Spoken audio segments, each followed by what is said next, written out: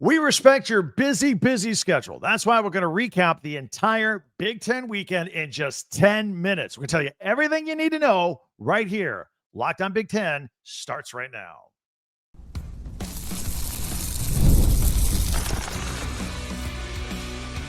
You are Locked On Big Ten, your daily podcast on the Big Ten Conference.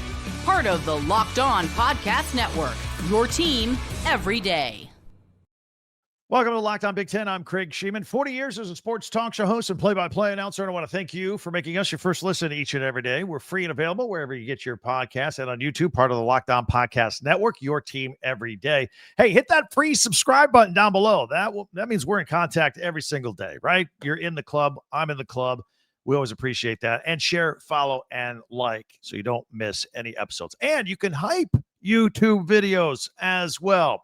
All right, so what an amazing weekend. What a devastating weekend for Penn State. What a great weekend for UCLA. We'll cover it all, and we'll take a peek at what's going on next weekend here on Locked On as well. So, final score, UCLA 42, Penn State 37, and Penn State got into it late. I mean, they were getting blown out. UCLA scored on its first 5 possessions. They got a new interim head coach, Tim Skipper, who I like. Tight ends coach Jerry Neuheisel, son of Rick Neuheisel's calling all the plays, and Penn State had no answers for Nico. Nico Iamaleava was doing whatever he wanted, scored 5 total touchdowns in this game, and this is the first time since 1985 that a winless team at 0-4 or worse defeated a top 10 team. So clearly Penn State was hungover from the Oregon game, but the fan base was already upset, but slightly accepting of it. At least Oregon was good. And now to watch the team lose to UCLA is inexcusable for a Penn State team that thought they were going to win a national championship this year. It's championship or bust. Meanwhile, UCLA's offense ran all over. Jim Knowles is the defensive coordinator they're paying $3 million for. UCLA had 446 yards of offense on them.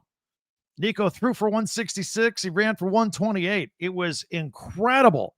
Now a lot more questions about James Franklin and his future and the future of this season. 2 losses already, 2 more ranked teams coming up against Indiana and Ohio State. And Penn State, which started the season preseason number 2 in the AP, not even ranked right now. If I would have told you, Penn State fan, this July and August, guess what? We're going to be a month and a half in the season, and you're not even going to be ranked. You would have laughed me off the airwaves. It is bad at Penn State right now. Congratulations to UCLA, though. Number 1, Ohio State. Newsflash, their defense is good. They beat Minnesota 42-3. Minnesota actually drove down the opening drive and put up 3 points. They didn't do anything. Matt Patricia's defense. Matt Patricia, who replaced Jim Knowles, this defense of Ohio State is better than last year's defense that won the national championship. They came into this game only giving up 5.5 points per game. They gave up 3. That number is going to get better and smaller.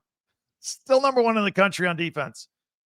Very impressive. And Julian Sands starting to open up the playbook. Ryan Day getting more comfortable. Another 300-yard game. 3 touchdowns. 4 completions over 30 yards. Carnell Tate hauling in most of them. 9 catches, 183 yards and a touchdown. Jeremiah Smith with 2 touchdowns as well. Very impressive for the Ohio State Buckeyes. Meanwhile, Michigan taking on Wisconsin. News out of Wisconsin. They went deep into the bullpen for quarterback. Billy Edwards is still hurt. Danny O'Neal not getting it done. Hunter Simmons makes his first start for Wisconsin, his 4th career start as a transfer out of Southern Illinois. Luke Fickell is desperate to find a solution at quarterback. So Simmons got the start, and he looked good out of the box. Drove the ball down the field against the Michigan defense and scored. But that's about all they did at that point. Bryce Underwood, there was a time where it looked like he wasn't throwing the ball anymore. It looked like he hurt his hand. He was flexing his hand. But at the end of the day, he had 270 yards, best yet day for him, and a touchdown. Had a 29-yard strike to Donovan McCulley. Sherrone Moore back from his suspension. Justice Haynes, another 100-yard day with a couple of touchdowns, including another big run for 43 yards. Rod Moore looking like the old Rod Moore with an interception. So that's good. Bad news for Luke Fickell now. He's a game below 500 at 15-16 since he's been there. And Wisconsin is 0 for the last 8 against top 25 teams. Did you see the Washington-Maryland game? Maybe not. Washington traveled all the way across the country. They were completely jet lagged at Maryland. Maryland got out to a 20-0 lead. And then Washington woke up. and scored 24 unanswered points and didn't give up any more for the rest of the game against Maryland. Washington wins 24-20. Unbelievable run. In fact, Washington was down 17 with 19 minutes to go. Their final 5 drives, 45 plays, 298 yards, 24 points. Maryland on the other side, for their last 4 drives, they only got off 19 plays and 52 yards, and obviously they did not score. And up until that point, Maryland had not trailed all season. How about that? Terps haven't won coming out of the bye since 2016. That's a little weird fun fact. Nebraska at Michigan State. Nebraska wins 38-27. I thought this was a good measuring stick game for both teams. Nebraska better than Michigan State. 38-27 here. Dylan Raiola and Aiden Childs. I thought there'd be a nice little quarterback battle here. Aiden Childs kind of looked like last year's Aiden Childs. You know what? The offensive line for Michigan State was horrible. I'll just say it. I'm not going to put the blame on Aiden Childs, but he was 9 of 23 for 85 yards and a couple of picks. Raiola was a modest 194 with a touchdown and an interception. Emmett Johnson was the workhorse here for Nebraska. 3 touchdowns on the ground. Nebraska had 4 sacks and 12 tackles for loss. And I need to point out that Deshaun Singleton had 2 interceptions in this game. Meanwhile, Illinois at Purdue. Y'all remember the 50-49 shootout last year. This year, it was all Illinois. Well, I take that back. Actually, Purdue scored first, 7-0. Then it was all Illinois. They went 43-27. I kept telling you on Friday, take the over on this thing. 70 points. They hit it. But the key here was the 27 unanswered points, 27 points in the second quarter for Illinois. Just an explosion. They just started clicking. Luke Altmaier, career high, 390 yards on the day. Hank Beatty, who we talk about every week on this show, 186 yards, but he did it on only 5 catches. Illinois put up over 500 yards of offense. Brett Bielema says Altmaier is the best quarterback he's ever had. They got Ohio State coming up next. Got them at home, though. And then there was Northwestern and their game against Louisiana Monroe. Northwestern won that game 42-7. You remember Preston Stone's first game against Tulane this year? It was awful, right? I think he had 3 picks, if I remember correctly. Well, he's rolling now, and he threw 3 touchdown passes, and Caleb Kumalapi rushed for a couple of touchdowns. Interesting fact about Northwestern. They've scored on their first 3 possessions 2 games in a row. Remember last week, they scored the first 17 points of the game and then had to hold on to beat UCLA 17-14. And I'm going to bring up UCLA for a moment here with Northwestern because we're looking ahead. You know who Northwestern has next? They got Penn State. I don't know. Northwestern and UCLA was a close game. How will Northwestern do against Penn State after UCLA just beat? I'm just extrapolating in mid-thought here. If James Franklin loses to Northwestern, and no offense to Northwestern, there are going to be a lot of super unhappy people in Happy Valley. It's going to be awful. It's going to be awful. Anyway, Northwestern did post up 515 yards of offense in this game. The Wildcats are now sitting at 3-2, going over film, taking a look at Penn State. All right. A lot of interesting things are going on in the Big Ten. There, I told you we would get this, everything you need to know in 10 minutes. We still have more to tell you because there's a big week 7 coming up. In fact, the schedule's so good, I could not decide which game to go live after because we do that on Saturdays. So we're going to go live after 2 different games. Double header next week. We've done that once before. It was a blast. It's a big day. We're going to do it. If you're new to us here, we are here every day, not just the live ones on the weekend. And we do all things Big Ten, all 18 teams, news, analysis of that news, opinion of that news right here. If you're brand new, hit that free subscribe button and be in the Big Ten club here. If you're a Big Ten fan, and you probably are because you're watching right now and listening right now, you probably know other Big Ten people that might not even know we're out here every day. So hit that little share arrow if you don't mind. That would help us out a lot. Let them know we're out here working hard, talking Big Ten every single day. That would be spectacular. And don't forget, if you like the audio-only version, we're on Apple and Spotify or wherever you get your podcast as well.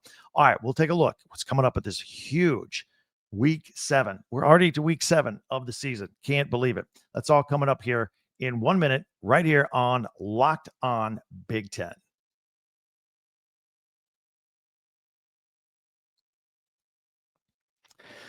Peloton is shaping the future of fitness with the brand new Peloton Cross Training Tread Plus. It's powered by Peloton IQ, and it's their most advanced equipment yet, designed to give you real-time guidance and endless ways to move, whether you're running, lifting, cross-training, all your favorite instructors.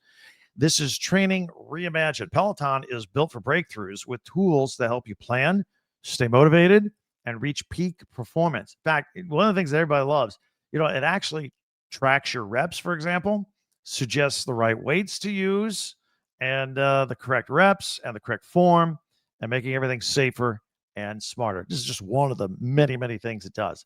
So check that out and let yourself run, lift, flex, and push forward. Explore the new Peloton Cross Training Tread Plus today at onepeloton.com. Spell it out, one, O-N-E, onepeloton.com.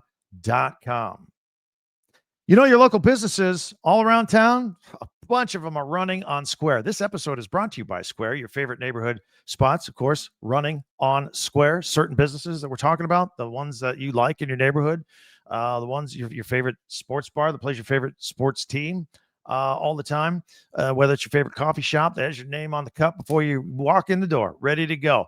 These are the places that make your community feel like your community. And businesses like this run on Square. So you can check it out and go ahead and support your favorite local spot. Have yourself a day in the neighborhood. Square is a proud partner of more than 4 million neighborhood businesses around the world. You can go to square.com/go/LockedOnCollege to learn more. But before you do, go support your favorite neighborhood spot. You'll be happy you did. Square. See you in the neighborhood. We're all sports fans. It's exciting. We like being excited, cheering on our teams. We're passionate. You can have even more excitement watching your teams with FanDuel. That's right. It's the NFL season. Jump in. This makes the NFL season, it's already awesome, makes it even more enjoyable. Makes it better. Right now, new customers can bet just $5 and get $300 in bonus bets if you win. That's right. You pick a bet, put down $5. If it hits, you'll unlock $300 in bonus bets to use across the app. And the app is super easy to use. It's convenient. You can find your teams, your point spreads, your games, your totals, your futures, your player props. You can parlay stuff. Super easy. Paybacks are quick when you win. It's ideal. So what are you waiting for? Visit FanDuel.com to download the FanDuel app today and get started. Again, at FanDuel.com.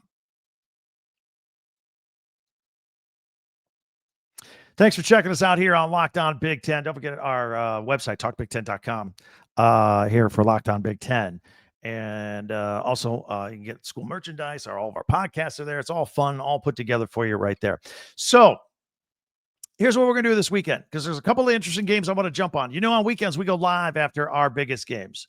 So there's a couple of them. We're going to go live after the Indiana-Oregon game. That's at 3:30 Eastern, 12:30 Pacific on CBS. We're going to go live after that one. That way I get your immediate comments. By the way, Oregon Duck fans, whether I'm following a Oregon game or not, you guys are always on my comment section. I love it. Keep it coming. So I expect a big night and a big attendance by all of you there. So this will be about 7 p.m. Eastern, 4 o'clock Pacific-ish. We'll wait till the winning coach does the interview on the field, and that's when we go live, because that's when people are flipping over looking for stuff. So Indiana, Oregon, Saturday. And then we'll take a break after that's over, and we'll watch the Michigan-USC game, reminiscent of those old classic Rose Bowl games, 7:30 on NBC, 4:30 Pacific. And when that's done, we'll go live again. I'd probably be around 11 p.m. Eastern, 8 o'clock Pacific. So join us for either or both. We'd love to see your comments. Gives me a gauge of how you feel. I give you my raw, unfiltered, immediate opinions of these games. And in addition to that, we'll recap all the other games. If your Big Ten team is, your favorite team is not Indiana, Oregon, Michigan, or USC, you're somebody else we'll talk about. I know Penn State's got that Northwestern game. Maryland and Nebraska go. Iowa, Wisconsin, Purdue and Minnesota. UCLA's at Michigan State. Of course, Ohio State at Illinois. That's another big one. We'll definitely be recapping that with a lot of thoughts. So we got a lot to do this weekend. So join us for that. In the meantime, subscribe. Know that we're here every day. That way you never miss a single episode. And if you could share, follow, and like, and hype, that helps us out too. Don't forget our website, talkbig10.com. And also, don't forget, Locked On and Fire TV present the college football kickoff every Thursday.